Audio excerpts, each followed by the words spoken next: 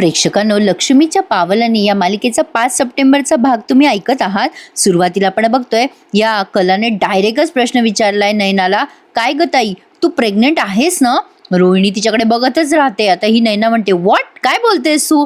आता कला म्हणते, अगं ताई, प्रत्येक गरोदर बाईला अशी आठवण नाही करून द्यावी लागत की तू प्रेग्नंट आहे. पण तुझ्या बाबतीत असं दिसतच नाही ग. तुला सतत आठवण करून द्यावी लागते की तू प्रेग्नंट आहेस. काहीतरी गडबड वाटते मला.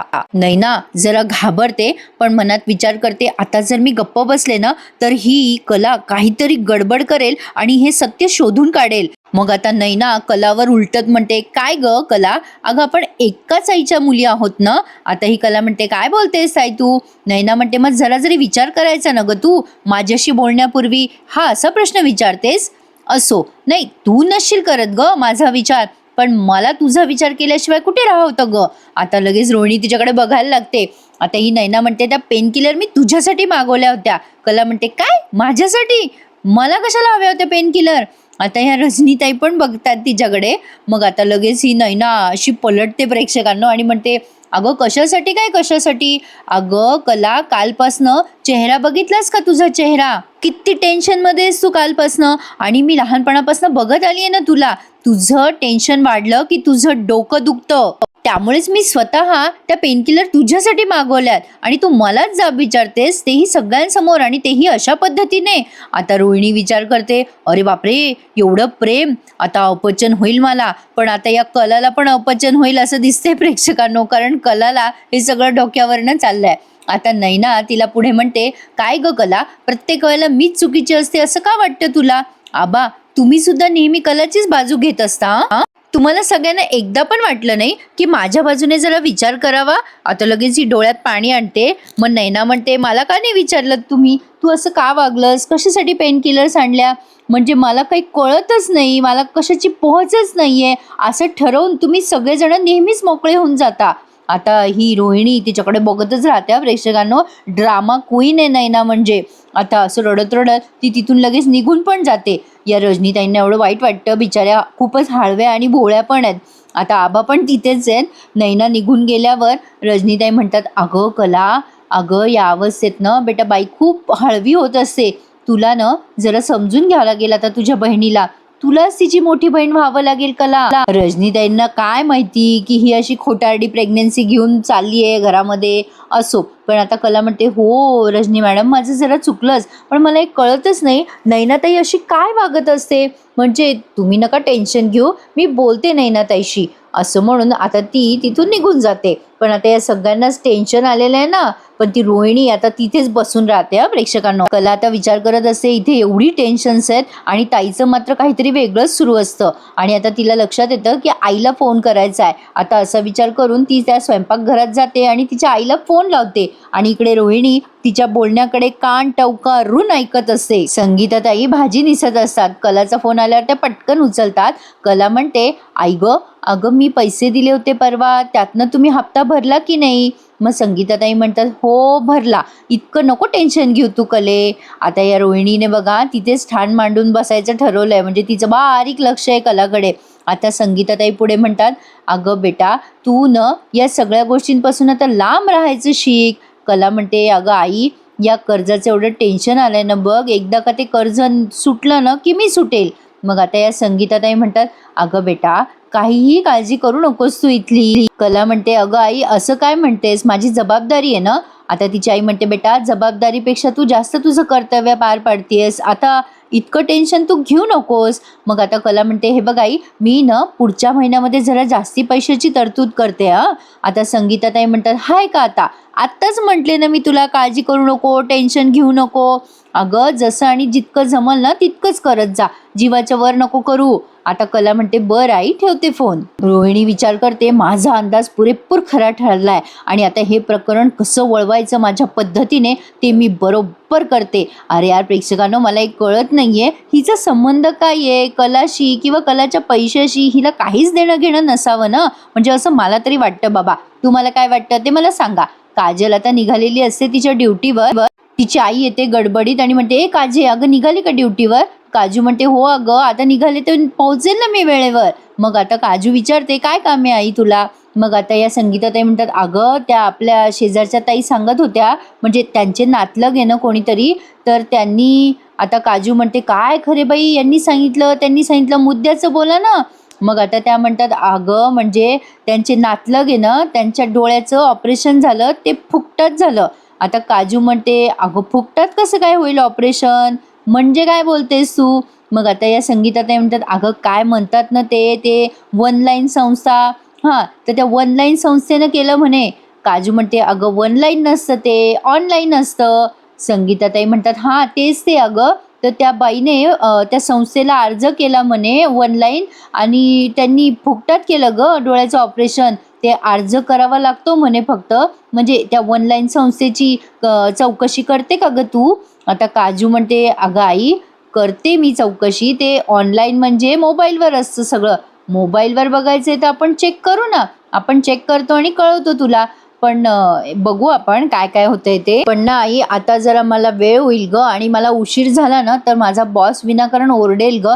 मी संध्याकाळी बघते हां आल्यावर. तू काळजी करू नकोस, मी नक्की बघते. तू टेन्शन घेऊ नकोस हां. आता संगीताताई म्हणतात, बरं बरं, होय होय, तू निघ बाई आता, तुला उशीर होईल. मग काजी म्हणते, टेन्शन नको घेऊ आई, मी संध्याकाळी आल्यावर बघते. आता ती काजू बाहेर गेल्यावर पण या संगीताताई मोठ्याने ओरडतात, वन लाईन बरं का, वन लाईन. काजू म्हणते, हो ऑनलाईन म्हण त्याला. इकडे आता कलाबाई अंथरुणं पांघरुणं टाकत असतात झोपताना, आणि आता तिच्या मनात विचार येतो, आता थोडी घाई करायला हवी. डिझाईन्सच्या पैशामधनं हप्ता तर फिटतो, पण अजून वरच्या पैशांची सोय केली तर आणखीन थोडे पैसे मिळतील ना, म्हणजे आणखीन हप्ता लवकर फिटेल. म्हणजे आता काही ना काही करावंच लागणार आहे मला. काहीही झालं तरी आई बाबांना घर विकणं हा पर्याय आहे असं नाही वाटलं पाहिजे. शेवटी मलाच त्यांना आत्मविश्वास द्यावा लागेल ना. आता कलाने हा विचार केलाय आणि अद्वैतकडे जाऊन रिक्वेस्ट केली आहे. ती अद्वैत जवळ जाते आणि म्हणते, ए चांदेकर, मला ना महत्त्वाचं बोलायचं आहे तुझ्याशी. आता अद्वैत मनात विचार करतो, अरे वा, समोरून संधी चालत आली आहे. आणि कलाला म्हणतो, अगं सांग ना, काय हवंय तुला माझ्याकडनं? आता कला म्हणते, हे बघ, तू माझा गैरसमज नको हं करून घेऊ. आणि आता अद्वैत मनात विचार करतो, मला काय वेळ लागलाय का गैरसमज करून घ्यायला? आणि मग कलाला म्हणतो, बोल ना, काय हवंय तुला? कला म्हणते, अरे मला ना माझं स्त्रीधन हवंय. अद्वैत म्हणतो, काय, कसलं धन? आता कला म्हणते, अरे म्हणजे स्त्रीधन म्हणजे मला माझ्या लग्नामध्ये, म्हणजे आपल्या लग्नामध्ये जे काही माझ्या आईवडिलांनी दागिने घातले होते ना, ते मला हवेत. आता आता हा काय मनात विचार करतो, अशी विचारते ही जसं काही मी एखादं गुप्त धन ठेवून वावरतोय माझ्याकडे. कला म्हणते, काय झालं रे? आता अद्वैत म्हणतो, अगं नाही, म्हणजे अचानक मी विचार करतोय, तुला ते स्त्रीधन का हवंय? आता कला त्यावर त्याला खूप सुरेख उत्तर देते हा. ती म्हणते, अरे हे बघ, तुला तर माझ्या घरच्यांची परिस्थिती चांगलीच माहिती आहे. त्यामुळे माझा असा विचार आहे की ते दागिने विकून जेवढे पैसे येतील ना, तेवढे सगळे पैसे आईवडिलांच्या हातावर ठेवायचे, आणि त्या सगळ्या कर्जाचा हप्ता वगैरे सगळं फिटून जाईल ना रे. मला काही ते स्त्रीधन घालून मिरवायचं नाही आहे. माझ्या आईवडिलांनी खूप कष्टाने ते दागिने केलेत मला. ते दागिने घालून मिरवण्यापेक्षा ते दागिने विकून जे पैसे मिळतील ना, त्यात माझ्या आईवडिलांचं समाधान आहे रे, म्हणजे ते जास्ती आहे माझ्यासाठी. आणि प्लीज तू नाही म्हणू नकोस रे चांदेकर.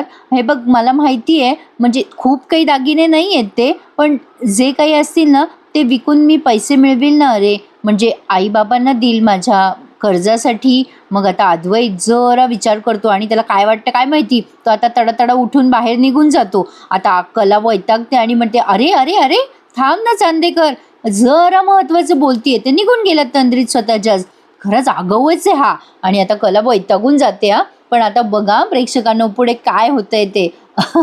म्हणजे बघा, आता ही रोहिणी आहे ना, ती फुल हवा देत असते नैनाला आणि म्हणते, जा आता, बघत काय बसली, जा माफी माग बहिणीची. अगं तुझ्या बहिणीला एवढं समजवलं मी, पण तिने ऐकलंच नाही गं माझं. आता नैना म्हणते, ती तशीच आहे मॉम इन लॉ.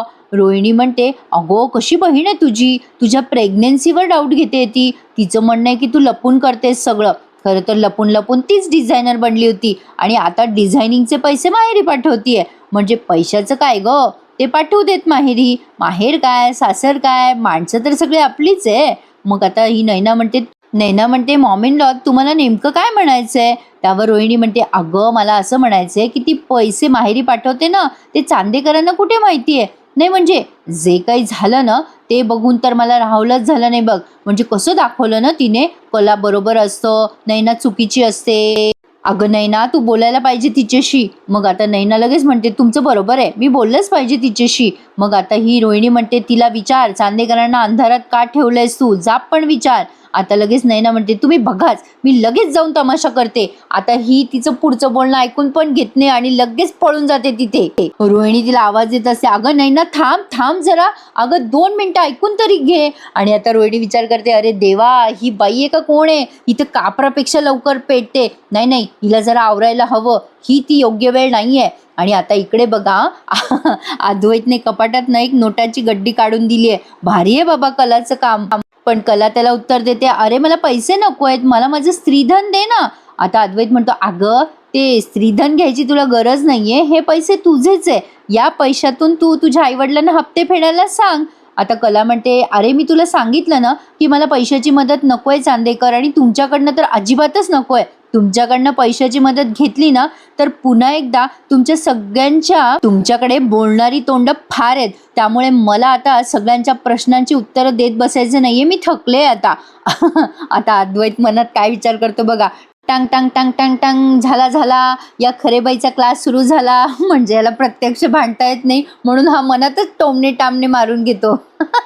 आणि आता कलाला म्हणतो, अगं तुला हे सगळे पैसे, अगं म्हणजे मी काय बोलतो ते ऐकून तरी घे. हे जे पैसे आहेत ना ते ॲक्च्युली अर्धेच आहे. म्हणजे यापूर्वी तुला जे मी पैसे दिले ना ते तुला मी स्वामीनाथनना डिझाईन दिल्याचे पैसे दिले होते. आता याशिवाय कालच्या डिझाईनची जी चेंजेस केले तू त्याचे पैसे वेगळे आहेत, आणि त्याच्या आधी तू आयडिया प्रेझेंट केली होतीस मार्केटिंगची आपल्या मीटिंगमध्ये, त्याचे हे पैसे ते पण राहिले आहेत. आणि अजून उरलेले काही पैसे आहेत तुझ्या दुसऱ्या डिझाईन्सचे, ते पैसे मी तुला परत देणार आहे. आणि आता हे जे पैसे आहेत ना त्यामुळे हे पैसे ना अर्धेच आहेत. आता उरलेले पैसे मी तुला ऑनलाईन वगैरे ट्रान्सफर करू का, माझ्याकडे कॅश नाही आहे आता, चालेल का तुला. नाही ना, आता या कलाच्या खोलीत तमाशा करायला जाणार तेवढ्यात ही रोहिणी तिला जोरात ओढते मागून आणि म्हणते, शांत बस, आधी काय बोलतायत ते आतमध्ये ते ऐकून घे.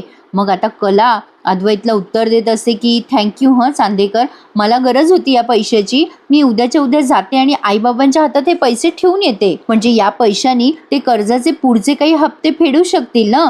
मग आता अद्वैत विचार करतो, बहुतेक तरी मी चांगला नवरा व्हायला सुरुवात झाली आहे. आणि आता मनातल्या मनात तो खूप खुश होत असतो. आणि अद्वैत हे वाक्य खूप स्लो बोलत असतो बरं का प्रेक्षकांनो. आता इकडे ही रोहिणी त्या नैनाला फुल चाबी मारते आणि म्हणते, अगो तुला कळलं का नैना, तू जरा हुशारीने बाग, तू आत्ता तिचं भांडं फोडलं ना तर ती म्हणेल मी अजून कुठे पैसे दिलेत. अगं ती तुझ्या माहेरी पैसे देईल ना तेव्हा सगळ्यांसमोर तमाशा कर. आणि हे बघ, राहुलच्या बाबतीत जो काही तमाशा केलास ना तू, त्यापेक्षा 10 पट मोठा तमाशा असायला पाहिजे, तेव्हा तिचं पितळ उघडं पडेल. मग आता ही नैना जरा डोक्यावरच पडलेली आहे प्रेक्षकांनो. मग ती म्हणते, हो हो मॉम इन लॉ, तुम्ही म्हणता ना तसंच होईल. आणि आता दोघी जणी आपापल्या खोलीमध्ये निघून जातात. इकडे आता अद्वैत आणि कला सुद्धा त्यांची अंथरुणं धरून बसली आहेत. आणि आता मात्र कला विचार करते, हा अद्वैत तो अद्वैत नाहीये, म्हणजे या अद्वैतच्या मागे लपलेला जो अद्वैत आहे ना तो जास्ती चांगला आहे. म्हणजे आपलं दुःख कोणीतरी न सांगता समजून घेत आहे, कोणीतरी खंबीरपणे आपल्या पाठीशी उभं राहत आहे. ही भावनाच किती छान आहे ना. मी म्हटलं होतं ना प्रेक्षकांनो, ही कला एकतर्फी अद्वैतच्या प्रेमात पडणार आहे. आणि आता अद्वैत तिच्याकडे बघतो आणि विचार करतो, ही अशी का बघते माझ्याकडे, जाऊ दे मी पण हसतो हिच्याकडे बघून, आपलं काय जातंय. आता कला हसते म्हणून हा पण तिच्याकडे बघून हसतो आणि शेवटी बिचारी कला झोपी जाते. पण आता कलाला झालेल्या गोष्टी आठवत आहेत बरं का. म्हणजे अद्वैतने तिच्यासाठी काय काय केलं ते सगळं ती मेमराईज करतीये. म्हणजे राखी पौर्णिमेच्या दिवशी तिच्या आईला आणि काजूला घेऊन आला आणि बरंच काय काय केलंय. पण आता अद्वैत मात्र मनामध्ये साळसूद आणि सुडाची भावना ठेवून आहे. तो विचार करतोय, केवळ आबामुळे मला या बाईशी नीट वागावं लागतंय. आता नवीनच टास्क आहे, हिचे सगळे प्रॉब्लेम मला समजून घ्यावे लागणार आहे. का म्हणून समजून घेऊ मी हिचे सगळे प्रॉब्लेम्स, बाप रे, आता पुढे अजून काय काय करावं लागणार आहे मला. असो, आता कलाने सकाळी सगळी तयारी पटापट केली आहे, कारण तिला माहेरी जायचं आहे. रजनीताई बघतात आणि म्हणतात, अगो बाई कला, अगो काय गो, सकाळी सकाळी सगळं ब्रेकफास्ट रेडी. अगो बाई परोठे, आणि हे काय, अगो बाई मुगाच्या इडल्या पण केल्यात तू. आज तर सगळं हेल्दी ब्रेकफास्ट आहे आणि तोही अद्वैतच्या आवडीचा. काय ग, आज काय स्पेशल आहे? त्यावरती कला म्हणते, नाही अहो रजनी मॅडम, मी सगळ्यांसाठीच केलाय तो नाश्ता. म्हणजे आपण एरवी पोहे, खिचडी, धिरडे असंच काहीतरी करतो ना, म्हणून काहीतरी वेगळं असं केलंय.